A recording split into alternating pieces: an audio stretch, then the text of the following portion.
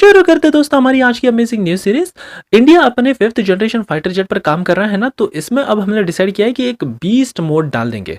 अब जैसे ही आप इस बीस्ट मोड को एक्टिवेट करोगे, ये तो एक बहुत ही ज्यादा घातक टैंक जैसा बन जाएगा, उड़ता फिरता।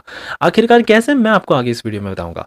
इंडियन आर्मी का मच अवेटेड स्क्रैच से डेवलप किया गया डैटरन 1500 हॉर्स पावर की इंजन की तरफ से एक बड़ी अपडेट आई है और सामने फाइनली रीजन निकल कर आ चुका है कि क्यों जर्मनी ने भारत को इंजन देने में बड़ा नाटक किया था उस टाइम पे। डोनाल्ड ट्रंप, इनको प्रेसिडेंट बने एक हफ्ता हुआ है लगभग, और इन्होंने ऑर्डर दे दिया है कि इनको चाहिए इजराइल जैसा एक आयरन डोम सिस्टम। अमेरिका के लिए भी भारत ने भी अपना एक देसी वर्जन बना लिया है। सऊदी अरेबिया अब 6th जनरेशन फाइटर जेट की होड़ में लग चुका है, और यूरोप जो अपना जी कैप के अंतर्गत 6th जनरेशन डिजाइन कर रहा है ना, तो इन्होंने अब जाकर यूरोप को कहा है कि हमको भी एंट्री दो, हमें भी यहाँ पर पार्टिसिपेट करना है।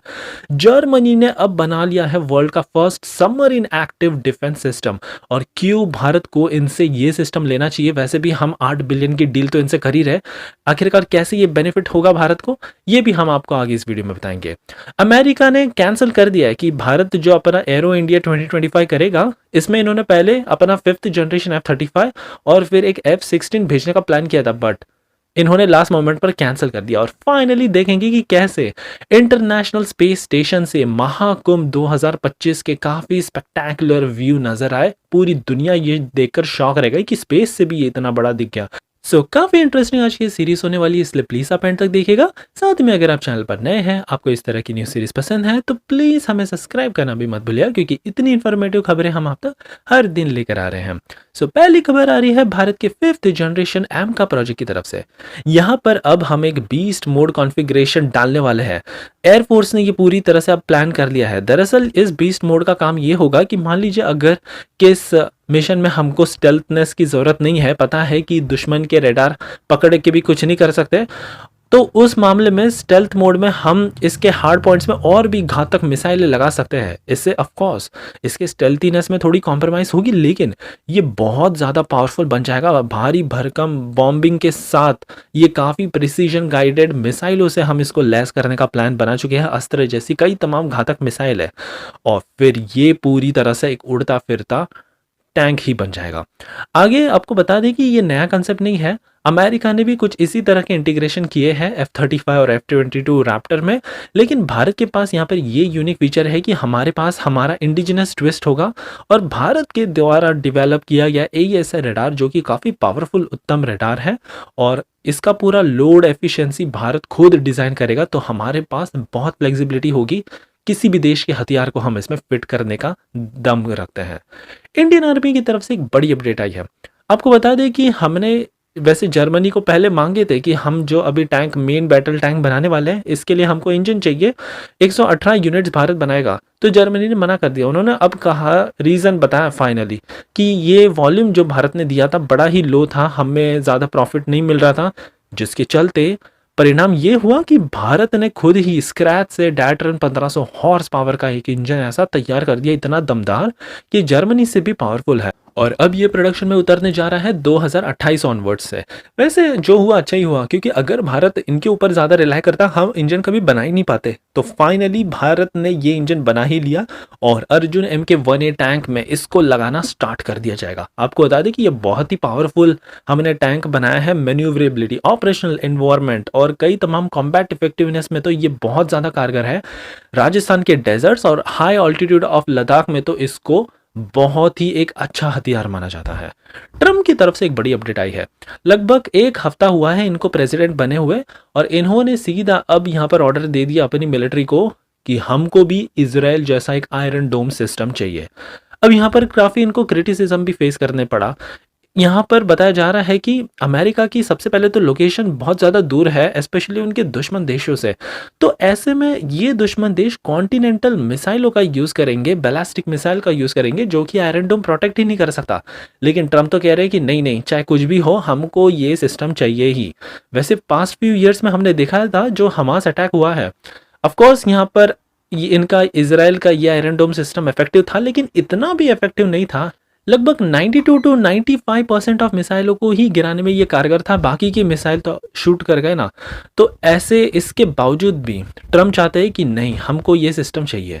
वैसे आपको बता दें कि भारत ने भी कुछ इसी प्रकार के माइक्रो मिसाइल का कॉन्सेप्ट लॉन्च किया है, जो ड्रोन्स के द्वारा दुश्मन देश भेजते रहते हैं।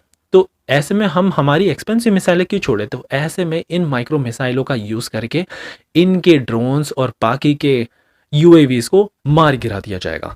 अगली खबर आ रही है सऊदी अरेबिया की तरफ से।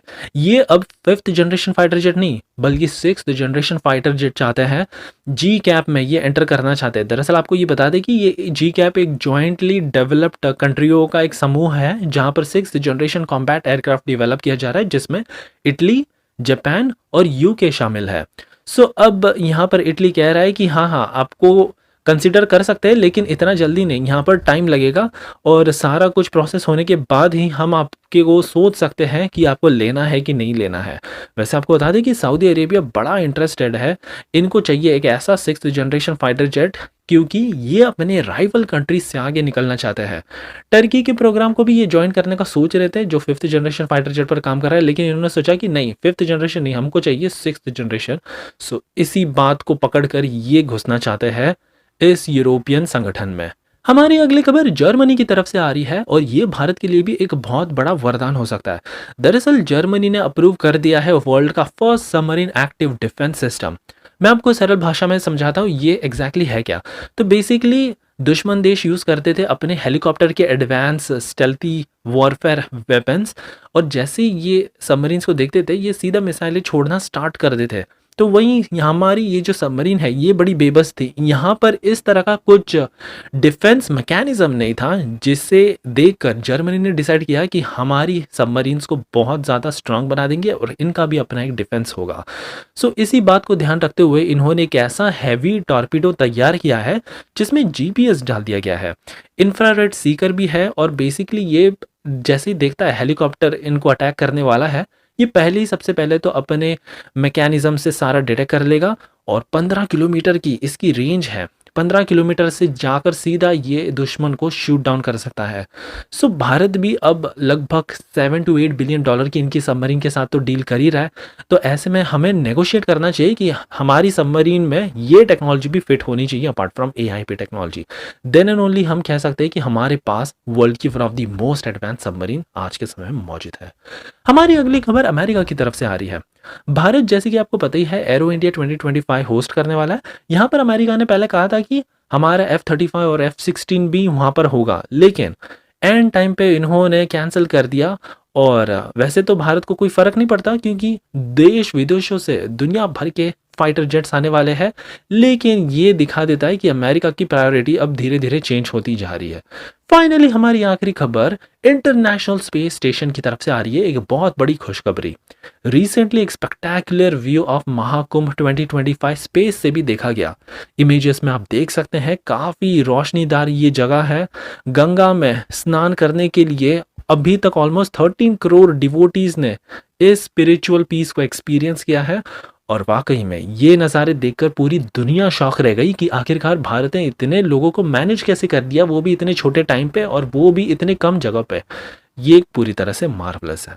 सो ये थी हमारी आज की amazing news series. I hope कि आपको आज की सीरीज पसंद आई हो, और अगर हाँ तो प्लीज़ एज यूजुअल एक लाइक करना मत भूलिएगा, आपका ऐसा ही कमाल का सपोर्ट दिखाते रहने के लिए।